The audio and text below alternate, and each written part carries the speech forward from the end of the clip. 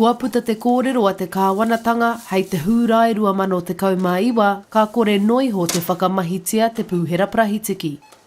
Mārama te kite i a koe taraiwe haere ana i te rohe nei, te tūkino a te pūhera prahitiki i te tai ao. Te kaumāwhitu ngā pūhera prahitiki i kitea i te taha o te rori, atu i rua tōrea ki tikitiki.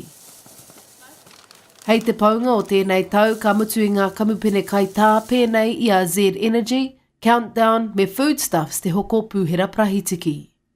He hia no ngā whānau o rua tōrea me ngā meo waiapu te whakarere atu i ngā pūhera prahitiki. Kua waihangatia etahi o ngā whānau etahi pēke hei tari haere i o kai, hei whakahokitanga atu māu kia mutu tau whakamahi te meana ki te wareware i a koe tau ake kete.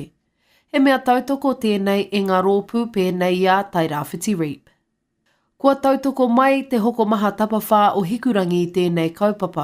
Hei tā rātau ka whakarerea ngā pūhera prahitiki i te hanuere 2019.